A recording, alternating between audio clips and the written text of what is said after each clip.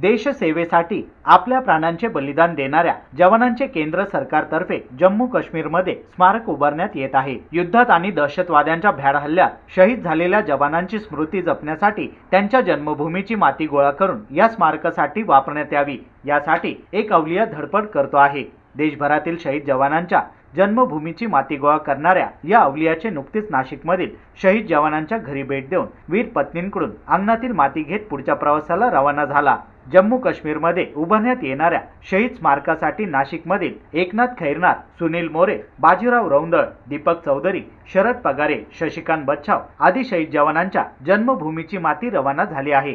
या शहीद जवानांच्या वीर पत्नींनी शहीदांच्या आठवणी वेचणारा अवलिया संगीतकार उमेश जाधव यांच्याकडे आपल्या अंगणातील माती सुपूर्द केली। देवाली कॅम्प येथील एका माजी लष्करी अधिकाऱ्याच्या घराजवळ सुपूर्द करण्यात आलेली ही माती सायंकाळी नाशिकमधून सिल्वासाकडे रवाना झाली। संगीतकार जाधव हे मूळचे औरंगाबाद येथील असून बेंगळुरू येथे स्थायिक आहेत। देश रक्षणाचे कार्य करणाऱ्या दलातील शहीद जवानांचा पहिल्या व दुसऱ्या महायुद्धातील जवानांच्या तिसऱ्या पिढीकडूनही ते स्मारकासाठी लागणारी माती संकलित करीत आहे। पुलवामा हल्ल्यानंतर असा माती संकलनाचा विचार उमेश यांना सुचला। त्यानंतर लष्कराच्या परवानगीने 1 एप्रिल 2019 रोजी बेंगळुरू येथून त्यांचा प्रवास सुरू झाला। लॉकडाऊनमुळे हा प्रवास 15 मार्च रोजी छत्तीसगड येथे थांबला होता। आता 21 ऑक्टोबर पासून उमेश यांनी प्रवास सुरू केला। पुलवामासह 90 शहीद जवानांच्या अंगणातील माती त्यांनी आजवर संकलित केली आहे। आता सिल्वासा, गुजरात, लक्षद्वीप, लडाख, हिमाचल प्रदेश, राजस्थान असा प्रवास करून 9 एप्रिल 2021 रोजी दिल्ली येथे प्रवास पूर्ण करण्याचा मानस असल्याचे त्यांनी सांगितले। सामान्यांकडून मिळणारी मदत आणि स्वतःजवळील भांडवलाच्या जोरावर हा प्रवास पुन्हा सुरू केल्याचे त्यांनी नमूद केले। जय हिंद, जय भारत, जय महाराष्ट्र। माझं नाव उमेश गोपीनाथ जाधव। 9 एप्रिल 2019 में बेंगलोर कर्नाटका यात्रा कर निकला। जितने भी शहीद हुए हैं उनके परिवार से मिलने के लिए, ये सिर्फ सीआरपीएफ पुलवामा के शहीदों के लिए नहीं था, बल्कि और जो भी कारगिल के ऑपरेशन रक्षक, ऑपरेशन पराक्रम और जितने भी पैरामिलिट्री फोर्सेस, पुलिस डिपार्टमेंट और वर्ल्ड वॉर के जो सिमेट्री है वहाँ से मैंने मिट्टी ली है। ये एक संकल्प था कि हम भारतीय नागरिक जो 130 करोड़ है, हम इन वीर परिवार और शहीदों के प्रति क्या सम्मान रखते हैं। तो मुझे लगा ये नया भारत अभी बोलना बहुत हो गया, अभी मैं करके दिखाऊंगा।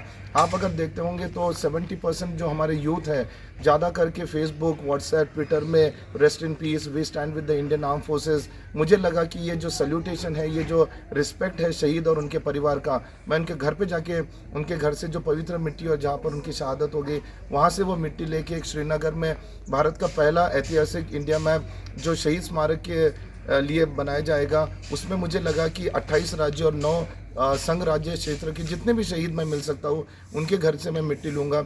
ये निस्वार्थ में मैं कर रहा हूँ। अब तक 1.5 साल में मैंने 70,000 किलोमीटर ट्रैवल किया है और मेरे सिर्फ अंडमान, लक्षद्वीप, हिमाचल और लद्दाख ये 4 स्टेट रह गए। मैं निस्वार्थ, ये गैर राजनीतिक है, मेरे ट्रैवल में कोई स्पॉन्सर नहीं है, लेकिन बहुत सारे लोग जो मुझे रास्ते में मिलते हैं, मुझे सपोर्ट करते हैं, तो मैं उनका सबका आभारी हूँ।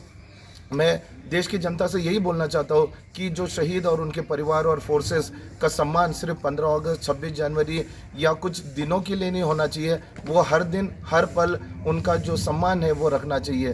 तो ये मैं जो कर रहा हूँ, ये लोगों को यही बोलना चाहता हूँ कि ये परिवार के साथ में हमें उनके साथ में सुख और दुख में खड़ा रहना ज़रूरी है और उनका जो बलिदान है वो सर्वश्रेष्ठ बलिदान है और वो एक सल्यूटेशन हमें रोज़ याद रखना चाहिए। तो मुझे बहुत गर्व है कि मैं नासिक में यहाँ पर आया हूँ, जहाँ पर नायक श्री दीपचंद जी हैं जो कारगिल में भी उन्होंने काफ़ी सेवा किया था, उनका ऑपरेशन पराक्रम। और मैं ये भी एक बहुत बड़ा सम्मान रखता हूँ कि आज मुझे 6 वीर नारी जो मैं इनको नमन करता हूँ, आज उनसे परिवार से मैं मिल रहा हूँ और ये बहुत बड़ा एक रिस्पेक्ट है कि आज इन 6 वीर नारों के हाथ से मुझे आज वो शहादत की मिट्टी मैं यहाँ से लेके जाऊँगा। इसके बाद में मैं सिल्वासा, गुजरात, राजस्थान और दिल्ली में दिसंबर में जाऊँगा। और ये एक बोलना चाहता हूँ कि ये मुझे बहुत गर्व हो रहा है कि आज इनके आशीर्वाद लेके मैं यहाँ से निकलूँगा। जय हिंद, जय भारत। भारत माता की जय। त्रिदल वीर नारी वीर माता पिता संघटना नाशिक जिल्हा अध्यक्ष रेखा एकनाथ खैरनार। माझे मिस्टर कारगिल युद्धात शहीद झालेले आहेत आणि आपले देवळाली कॅम्पमध्ये दीपचंद नायक सर यांचंही आम्हाला खूप सहकार्य असतं की कुठलाही कार्यक्रम असला तर आवर्जून आम्हाला शहीद कुटुंबाची आठवण करून देतात।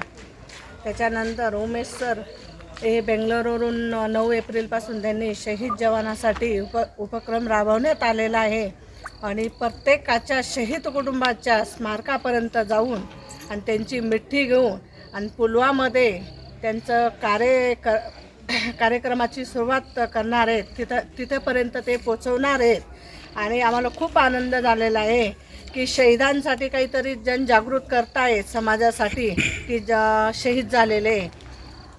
खरं तर म्हणायला गेलं आपण 1 मे, 15 ऑगस्ट, 26 जानेवारी ह्या दिवसाला आपण वंदे मातरम करतो, पण असं सगळ्यांनीच जर शहीद कुटुंबासाठी जनजागृती केली, समाजाला जागृत करून दिलं की खरोखर ह्या जगामध्ये खूप शहीद झालेले, आत्तासुद्धा खूप शहीद होत आहेत. कशासाठी लढत आहेत? देशासाठी लढत आहेत.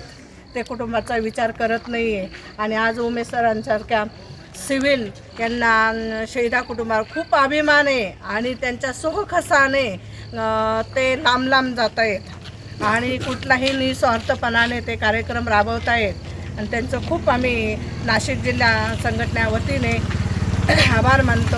जय हिंद, जय भारत. जय हिंद, जय भारत. मैं नायक दीपचंद. अभी उमेश जी ने काफ़ी दिन से हमारी बातचीत हो रही थी, तो इन्होंने हमारे से मिलने के लिए जो फ़ोन के ऊपर वादा किया था आज इन्होंने निभाया है. और मैं इनके बारे में यही कहना चाहूँगा कि ज़रूरी नहीं है कि हम लोग वर्दी पहन करके ही सरहदों के ऊपर ही देश की सेवा की जा सकती है. आप उमेश जी का उदाहरण देख लीजिए, तो ये हमारे आम जो 130 करोड़ जनता है उनके लिए एक उदाहरण है. हम फेसबुक, ट्विटर पर जैसे सर ने बोला कि बहुत कुछ बोलते हैं, जब किसी सैनिक की शहादत हो जाती है तो हमारे जैसा कोई भी देशभक्त नहीं होता है, लेकिन जब जो हमारी वीरांगनाएं आजू बाजू में हमारे खड़ी हैं, जब रियल में इनको जरूरत पड़ती है तब कोई हेल्प के लिए नहीं आता है मतलब. तो मैं उमेश जी का धन्यवाद देना चाहूँगा कि इन्होंने जिन्होंने देश के लिए अपना सर्वोत्तम बलिदान दिया है, उन शहीदों की ये घर घर जा कर के जो मिट्टी इकट्ठी कर रहे हैं, ये मतलब इनके हमारे पास शब्द नहीं है. मतलब इसके लिए वर्दी की बिल्कुल भी ज़रूरत नहीं है. मैं आपको बोलता हूँ कि ये सच्चे एक मातृभूमि को जो जन्म लिया है इन्होंने, उसका जो कर है वो अदा कर रहे हैं. तो ये चीज़ें हर आदमी को करनी चाहिए. अभी जैसे इन्होंने अभी बोला था कि 15 अगस्त, 26 जनवरी कोई बार त्यौहार, कोई फेस्टिवल आता है, मेरा हमेशा यही एक बोलना रहता है कि भाई कम से कम हम लोग नेता अभिनेता को बुलाते हैं, वो जितना बोलते हैं उतना पेमेंट करते हैं, उतना ही बोलते हैं, अपना फॉर्मेलिटी के लिए आते हैं. तो मैं सभी से यही अनुरोध करता हूँ आपके माध्यम से कि आप कोई भी प्रोग्राम करें, वीर नारियाँ या सैनिकों को बुलाएं, उनसे आप कोई भी ओपनिंग करवाएं, तो देश के अंदर एक अच्छा मैसेज जाएगा.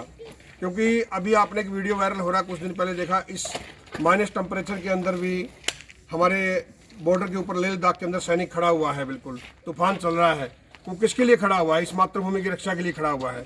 हम सभी बोलते तो हैं कि भाई सैनिकों की बदौलत ही हम लोग आज सुरक्षित हैं, मगर सैनिकों का दिल से ग्राउंड में सम्मान बहुत कम है. तो हम चाहते हैं कि दिल से सम्मान हो, और जैसे उमेश जी कार्य कर रहे हैं, हम चाहते हैं कि पूरा देश इनके साथ में रहे और ऐसे और भी बड़े बड़े प्रोग्राम हो जिससे कि सेना का मनोबल बढ़े. बस मैं अपनी वाणी को यही विराम देना चाहता हूँ. जय हिंद, जय भारत.